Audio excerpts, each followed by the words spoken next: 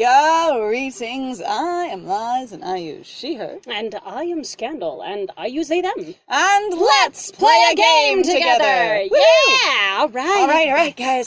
It's fireside time. That looks nice. Wish I could do the same, but I need more wood. That log is going to burn down fast. The woodshed is kind of far away, but I'm not feeling the cold. I'll bring back plenty. He is always warm. We've established this. He is toast. Like a couple of times But he's also now. cool. Well, but if we are ever cold, he's always warmer than us, period. I think it's a romantic warm. Could be. He's excited to be warm with us. Yes. All right. I mean, honestly, like, if you were really excited about someone, I know we're deviating really quick, but like, I have been incredibly toasty for hours sometimes. Because you're just happy? I'm just happy. Just have a good time. I like this person, and it makes me happy. And I feel warm. Kisses my knuckles and releases my hands to the frigid, unforgiving air. I didn't realize it was that cold inside Muriel's house. Like, I knew it was a little cold, but not frigid. With all the dripping and the holes, like... And the puddles on the floor. You two keep warming up. I'll be back soon. I forgot Faust was there. Yeah. Faust also lay I actually like the fact, though, the hearth going, you're way too close, Snake, get away from the fire. In this case, again, like, there is suddenly and now Faust is a part of the thing. Like, I love it when you remember going, these are hyper-intelligent creatures or familiars, people. I guess. These are people. And then you include them in your conversations because they are there and they are listening. And I like this when they actually remember to put it in the story. It's really nice. So many times in my awareness, like, companion animals get forgot. Yeah. Like, completely. I can already feel a chill setting in. I feel much better when I start shucking off my supping clothes. Yes, and hopefully hanging them somewhere where they could start drying and are not being dripped on further. Hopefully over the beams where it is not where there is no dripping. Yeah. I forgot people do that. I forgot that if you are soaking... Did I not teach you a drying spell? Oh, no! And because it's actually really funny, in other routes, we know how to instantly dry ourselves. Like, it's actually, I think it was in NADIA'S, wasn't it, where we instantly dried ourselves? I'm pretty sure. And we also, we did, like, basically, we dried both of us or something, or did, like, rain protection or something like that. Yeah. It was saved him. Asra lingers with his hands already on the door. His gaze consumes me with a flash of heat. I'm cold and shivery and halfway out of my stuck-on tunic that is peeling at my skin and just... Yeah.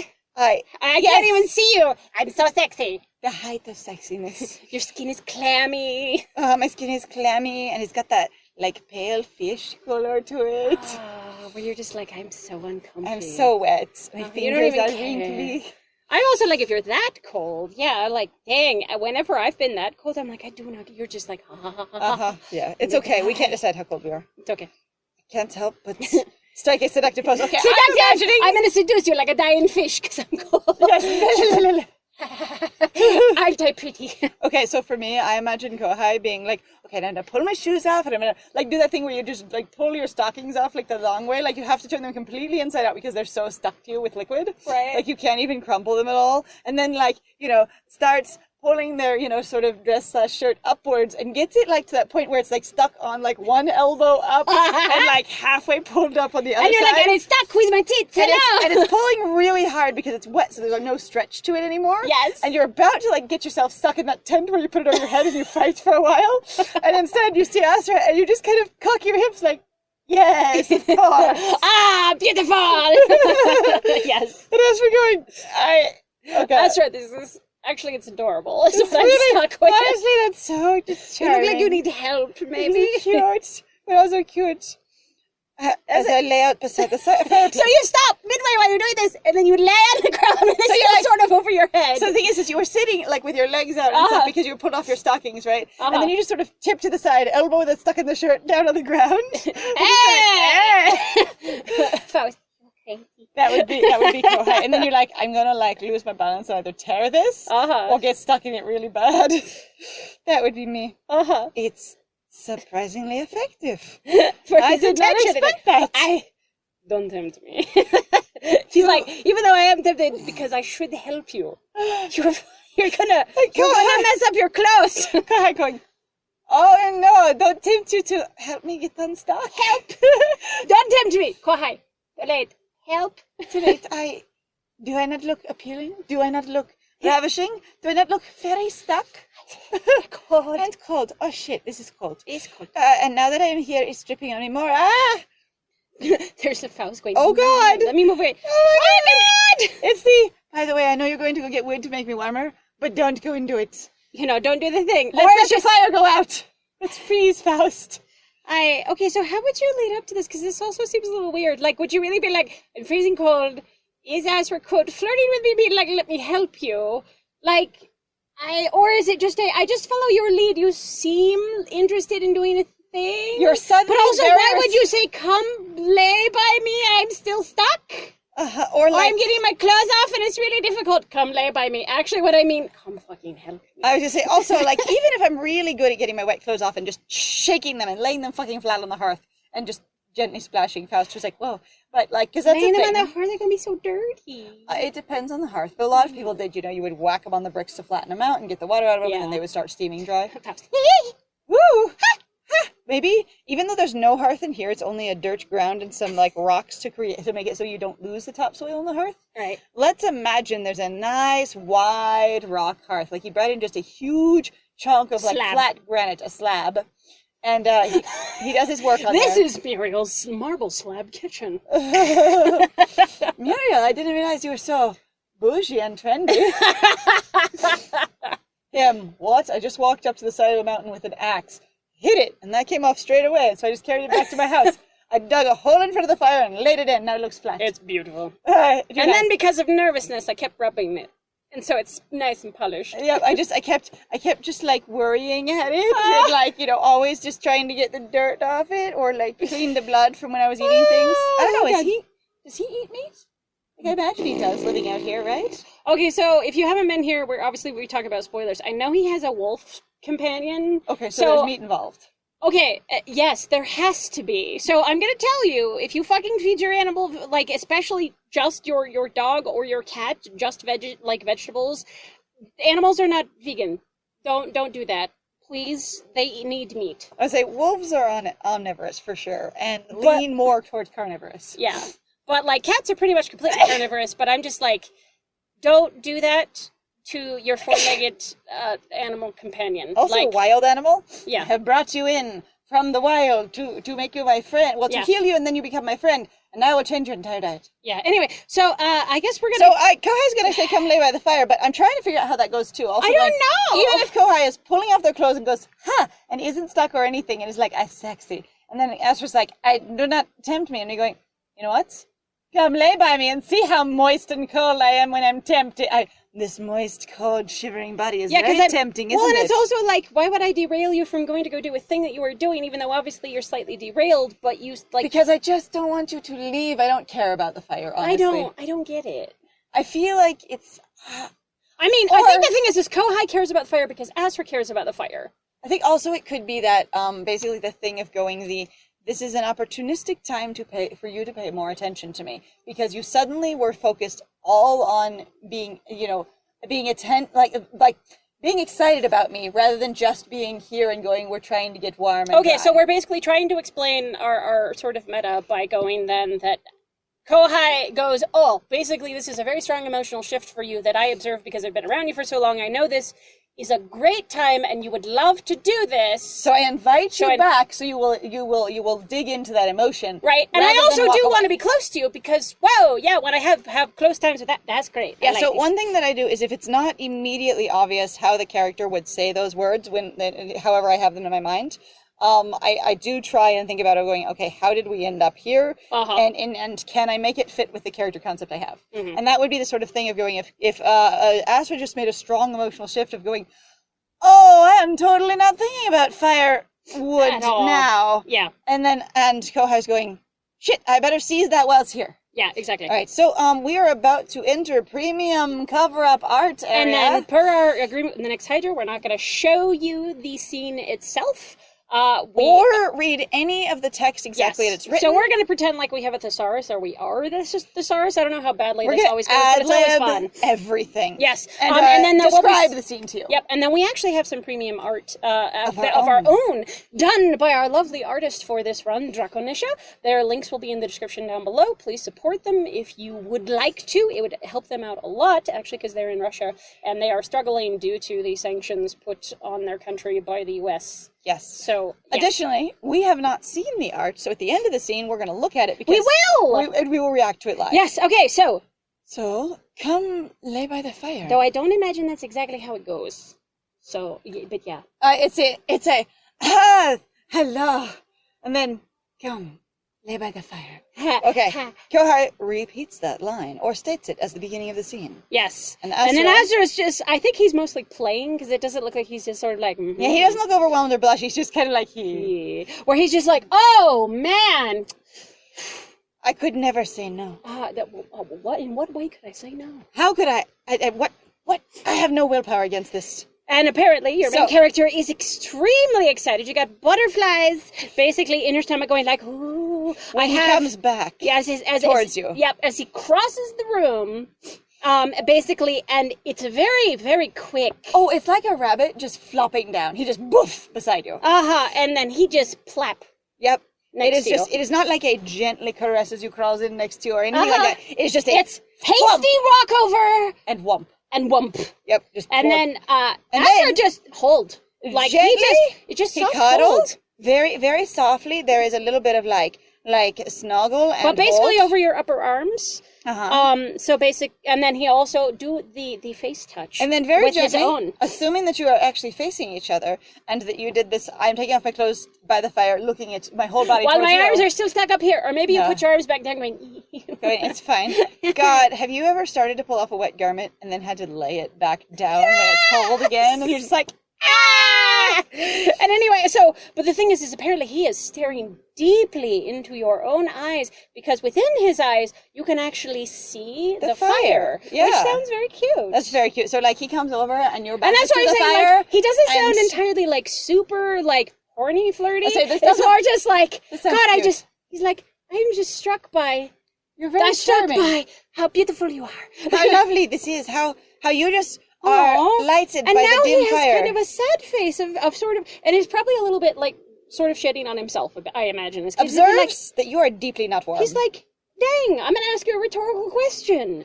Like, why cold? How so cold? Dang! You are the opposite of warm and cozy. You are... Oh!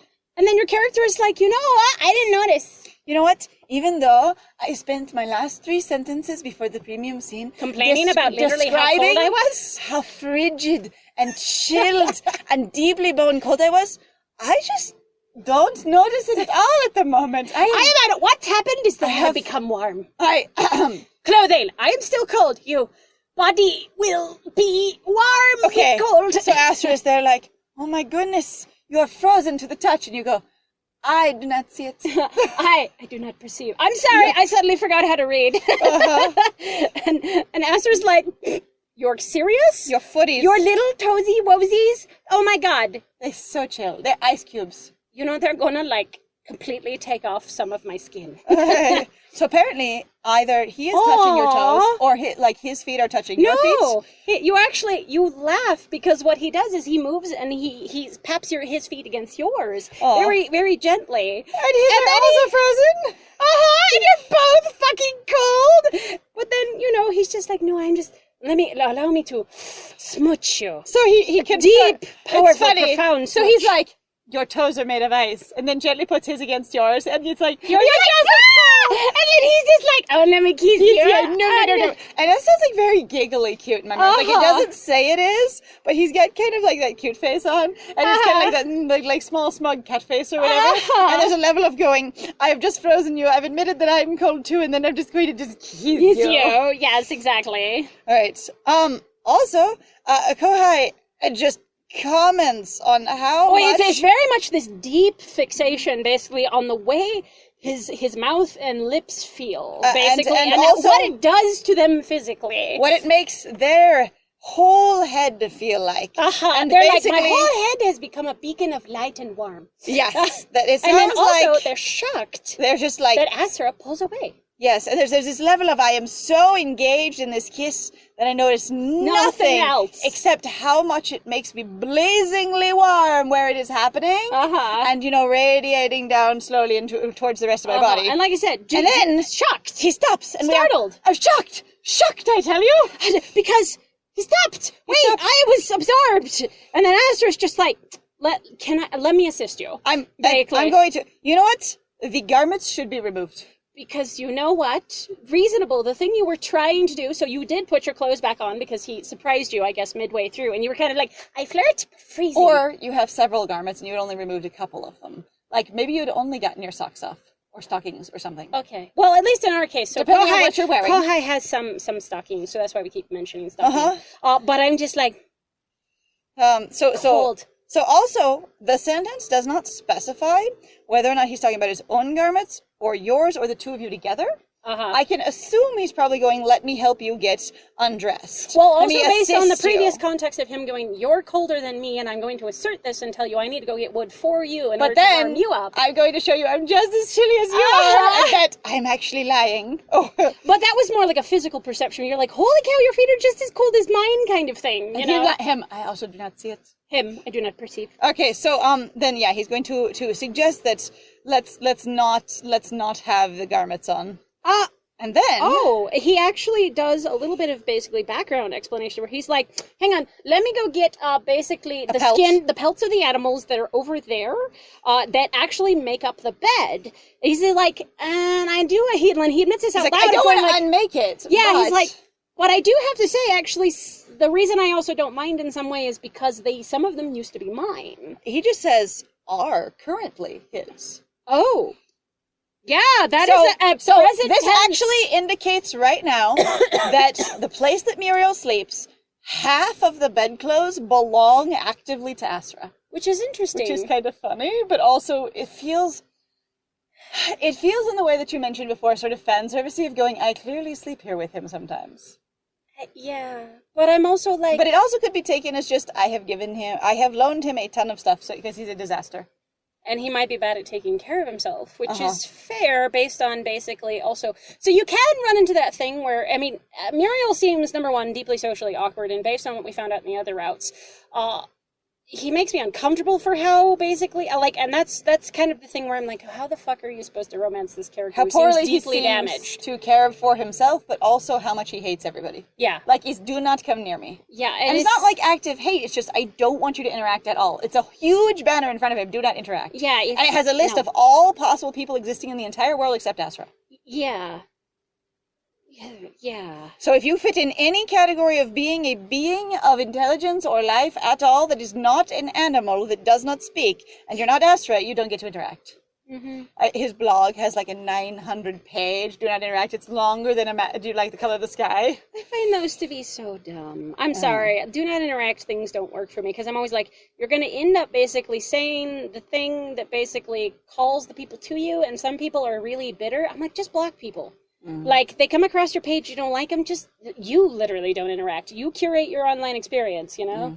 Anyway, so he's gonna go and get some pelts, of his pelts. Some warm, cozy pelts. That are currently still his. But he does acknowledge that he's gonna mess up the sleeping place a little bit, and he's trying not to do it too much. Yeah, he's gonna mess up basically the little snuggle place. So, Kohai decides to plop just completely down, like, probably supine on the floor, just on their back. I wonder and just is having an amazing Doki Doki experience of just their pulse is going like wild, and they finally can feel how warm, the blaze in the hearth is, and that it's actually making the entire house warm. Wait, if it says from they're laying on their face, based on that. Because if the heat is on your like shoulders and your spine, down your spine, I was like, then it's also mentioning very much that the heat is actually starting to basically suck the wet away. Like, it is removing humidity. It's evaporating the humidity. Also, I'm just picturing if there's like, you're laying on your face. But I'm also like, why are you laying on your face? Hold on a second. On the floor and not on like furs, unless they're supposed to be.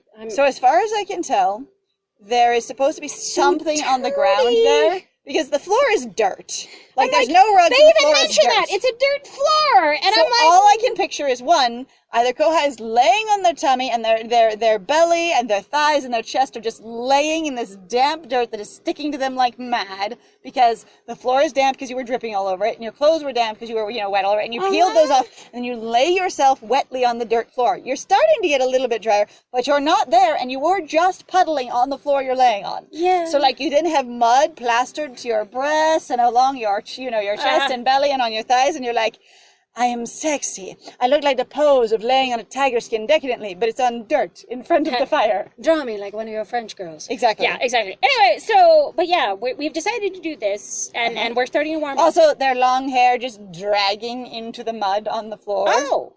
Apparently it mentions here, so the Asra decides to also undress, and he's shivering, and actually, apparently we've hung our clothing up. Though it didn't tell us. We know that we did do it. Yeah. And he does so as well. But if he too helped us take off our clothes, maybe he has our clothes, so he's hanging everything up at the same time. So on one arm, he had our damp clothing. Uh-huh. And then he mentioned he's going to get the bed clothes. And then he started to pull off his own clothing, then hangs all of it up. Yeah. And then maybe he would go, but it's specifically over the fire, basically, in the range of the fire, so I that it will what actually he hangs dry it out, on? I guess. I don't know. I'm assuming basically that, but also as we've said, but isn't that dirty? I'm like, my brain hurts. Unless Muriel dusts, if you hang it over one of the ceiling beams, ugh. Fascinating. So also, then he collects a pelt. A scented pelt. It has a smell to it.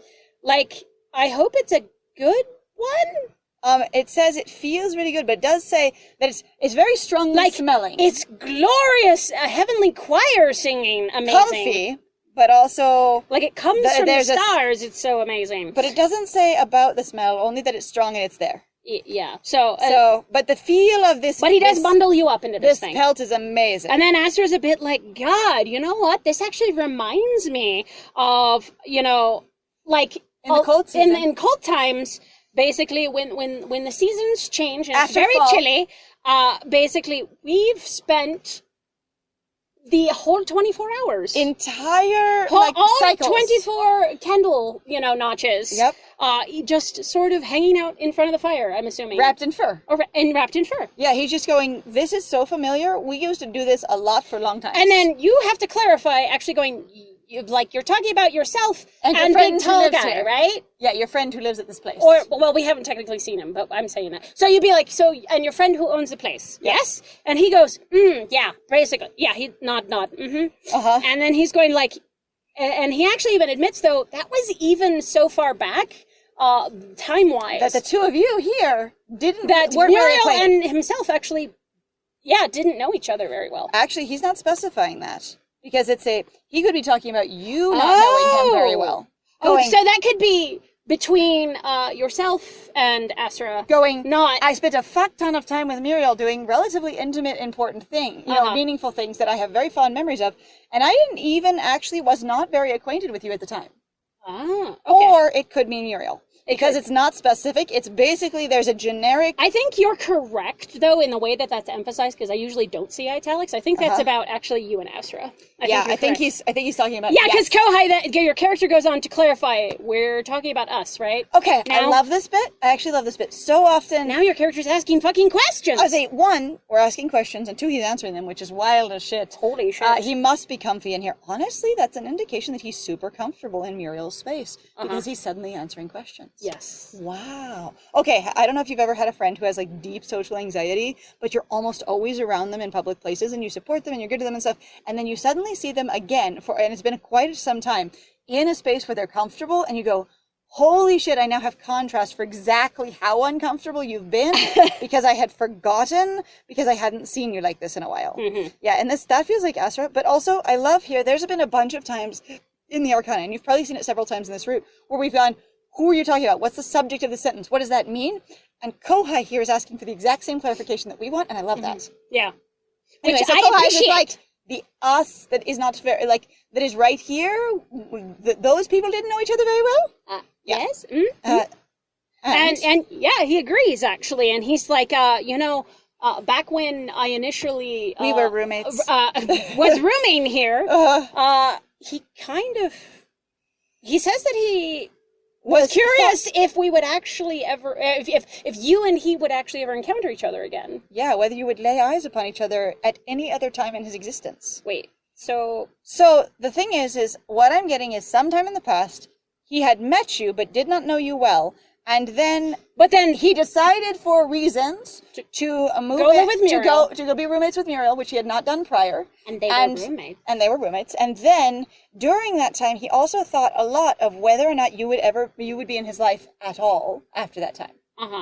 And so, what I'm wondering is, nod to spoiler, is if he's talking about the time when you were literally unavailable to him because of an experience with the plague. I was going to say, and so therefore he was not close to Muriel even 3 years ago, or if it's way before that and we've known each other for a long time. Well, the thing is remember how he's actually, I think they said at one point that he and Muriel were like childhood friends or something? Somebody has said that outside of the game. Yeah. No. I thought we saw that in the game. Oh God, I've seen too much. I have no idea. I don't know. I don't think that's been in the game. I think that's only been told to us outside of the game. Okay. Yeah, they knew each other since they were kids. Right. And going... Yeah, okay. But we didn't know that. Oh, I didn't know that. Okay. It's been so long. I didn't know. Anyway, so yeah, that one. And he was concerned that way. And then Asra actually admits while he was there with Muriel, actually, he was apparently desperately in love with us because he was like, oh my God, the things I would have done in order to have you here doing the things that Muriel and I were doing. Like, it doesn't even matter. I just wanted to do them with you. I was going, that's what I'm hearing. Yes, I was profoundly longing for you. And the fact that he's blushing intensely. And he's sort of looking away, that sort of like guilty, sort of stressed blush, but a lot of emotion going on. And going like, but like very much of the, while I was with Muriel, I was just longing, just wanting for it to be you. Yes. Like so badly. All the things we were doing, I wanted it to be you. God, this makes the other routes really awkward.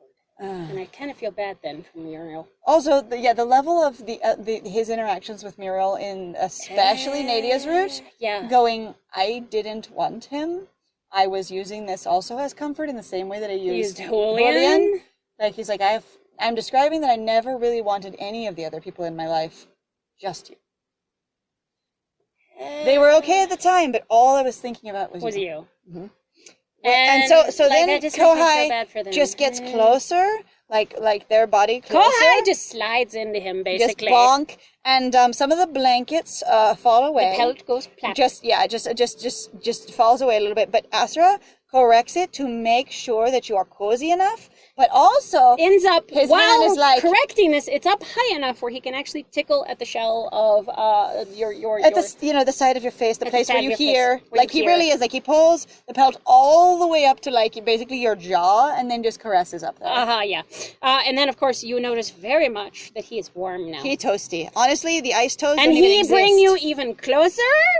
Yeah. And then he decide that it's time to smooch. But like a long, slow, thoughtful smooch. Yes. The deep. And actually, also all the sensual kiss. Right. And you don't seem to be experiencing any amount of anxiety. It actually seems to relax you and be comfortable in order to kiss like this. But it's also like you do feel like you're growing stronger. Basically, you're gaining more oomph. As the fact that, like, you keep kissing, you're just like, I could do this eternally. I could never stop. In all moments. I was going to say, it's an experience of Kohai going, I'm not having the heart-pounding, breath-catching things that I have described before. It is soft and warm and wonderful and good, but also, it is starting to sustain me. And get me going. Yes. Nonetheless. And then of course, there seems to be inevitably, we stop. And we get farther away from each other. But Asra actually spends most of his time, while he's pulling from you, to actually petting your face. Run his fingers over your face. Yeah, he just sort of gently, like, while he adoringly gazes at you, is what I'm seeing. Also, well, I was going to say, I'm not sure if that means, like... Or that he seems to, like I said, he seems to adoringly be looking at you. He does. Yeah. And so then there's a choice here of where you get to go inquiring, going... oh, are you like the appreciating experience that you're looking upon? Are you appreciating this? Or also going a statement a little bit of, God, I am a drowned rat at the moment. just so you know. You know, any amount of making myself look good is probably gone right now. It's also maybe that self-conscious kind of thing where you kind of go, God, I must look kind of goofy. You know,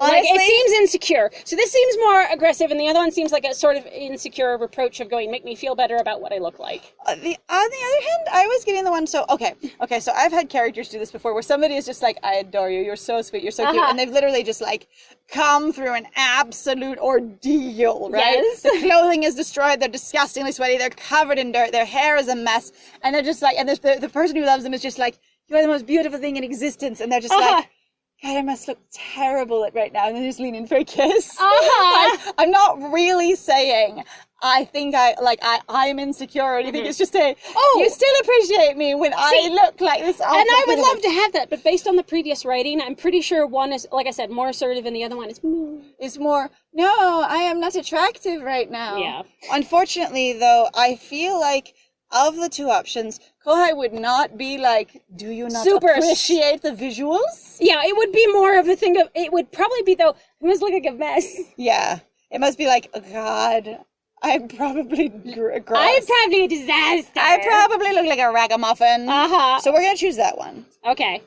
And going the appearance you must be seeing must be astounding. Wow, these must be I wonder even just like, have you noticed how much of the mud I picked up from the floor is now smeared to your body? I don't even know what it looks like with my hair since you've been running your hands through it. It could be just like squished up in the side of my face, caked with mud. I'm like, I do not think about the fact this is a dirt floor. Asra is stunned. Actually, like, there is a sort of like, hang on, wait, what? How? And that's actually basically what it is. What? It is the stunned look. Someone going, God, isn't this just a dumb disaster? Don't I just look like a disaster? They're like, wait, huh? No, I think you are so beautiful. Okay, it reminds me of that scene in, actually, and I don't know if any of you will have seen this, but in Nanny McPhee, where at the end there's this reveal of, I have reformed the love interest character, and she looks gorgeous, and all the kids are like, oh my God, she's so stunning, I had no idea. And Dad's like, she always looked like that. Like, it doesn't matter. She was just as gorgeous wearing a house dress and covered in soot as she is refined like a whole ass princess, because I'm not looking at what the decorations are on her. I'm just going, I like that person. And also like her features, what nature gave her was always good for me. It was fine. Anyway, so it reminds me of that, just Asra being stunned. How could you look anything less than gorgeous? Yep, and that's exactly what the next one is, basically. How could you look anything less than gorgeous? You'd be like, but this is more of a simple assertion. Yes. Stunning. Stunning. You are stunning. Yep. And Kohai's like, cease and desist. No. No.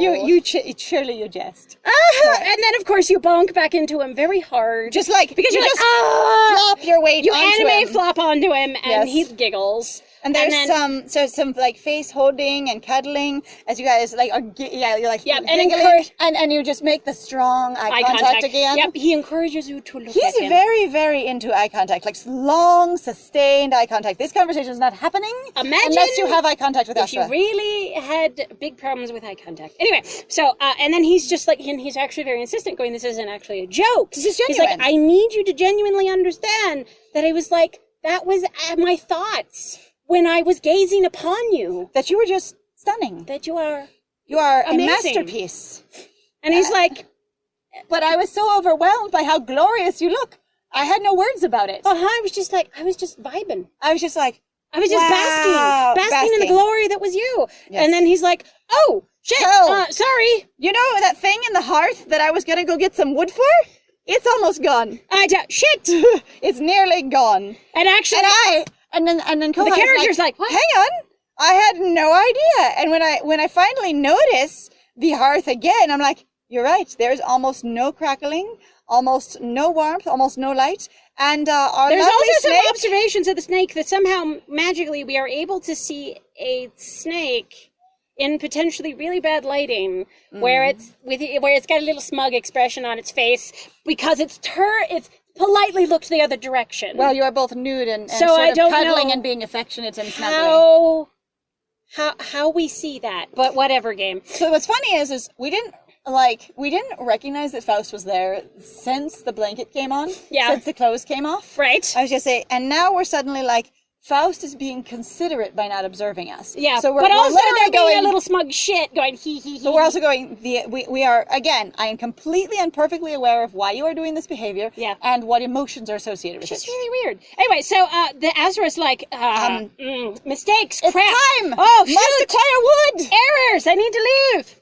And then he's like, here, let me give you a thing. Wrap yourself in this. Because as soon as I leave, I'm pretty sure temperature gonna drop real quickly. You know how you and I were cozy and nude and soft and sensual together and comfy and affectionate? Apparently we still have clothes on? None of that. Also? Oh, no, hang on.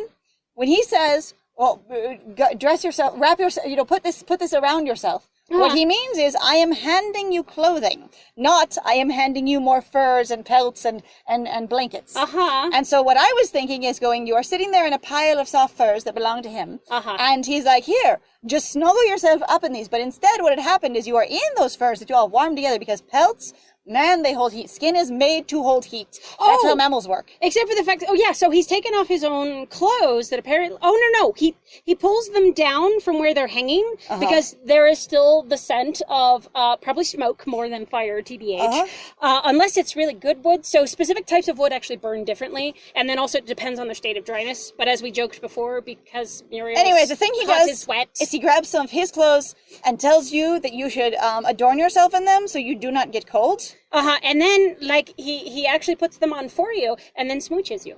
Gently on the top of your head. Oh, and we are out of the premium scene. And then oh, really? Yep, that's it! Okay, so I know, based on actually some research, that actually there was a little bit of that end part that was also, you can see some of that in the original, so forgive us guys, we just had to not... But you have to get to the end of it, yes. Yeah, we have to get to the end of it. And now, actually, that we're at the end, we have Asra going, there. Cozy. And we're going to go look at the art and see what you've been seeing. For Draconisha. Oh my god, I'm so excited. It's really, these simple chibi drawings have just been sending me. They're just so deeply charming. Yeah, they're really, really good. And I cannot fucking find it because I'm a nerd. There it is, okay. Okay, there it is. Oh my god, that's so cute. It's adorable. So snuggly, so soft. Look at that. If I was doing this and I was, I would never be able to draw something like this cute and warm with digital art at this stage of my life. That's so adorable. That's not. But also if I was doing it, I would just have water pouring from the roof in the background. I would love. I just have just lines of water just pouring through. That's so cute. They look so warm and glowy, and I love it. I love the absolute knowledge that the fire is in front of them, in front of the fur, and the way the light casts. That's honestly, I'm excellent so charmed. Lighting. Okay, so the one thing I also really like the chibis, Draconisha specifically, and this is largely for you, is just that I love the fact that every single one of the chibis, they look actually far more like storybook.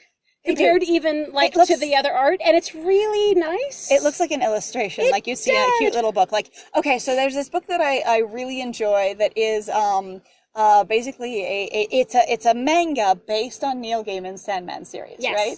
And I think it's just called Death. But anyways, the person who wrote it, with his support and endorsement, did so much cute, adorable stuff in there. But you get these big, serious characters turning into adorable little chibis sometimes, and it's so freaking good. It's deeply funny. It's so good. And anyway, that's really wonderful. I love how Draconisha does lighting. It's great. There was no special picture in this scene, and so enjoy that one. Yes. So there, cozy.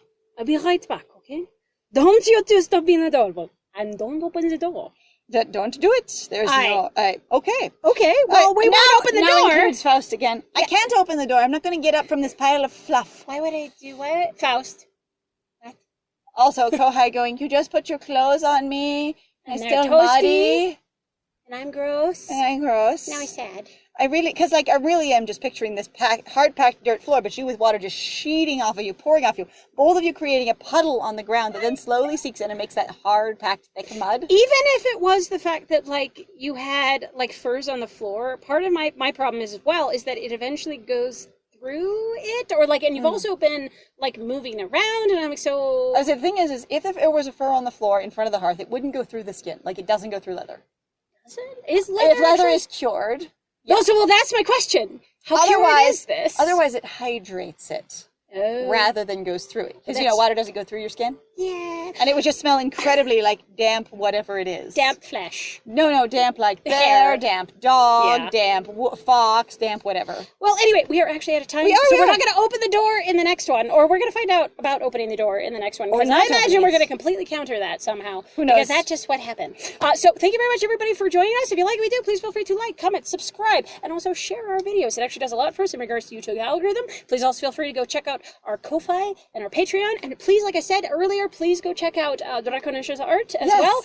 There's a ton of links. We'd love to see you in those locations for them and for ourselves. And thank you so much, actually, everybody who's been subscribing and sharing our videos, because it's done a lot. It's been really notable, actually, that more people have been like showing up and paying attention. It's super cool. And we appreciate it. So thank you very much. And I have been Scandal. And I have been Lies. And it was great playing with you. Bye!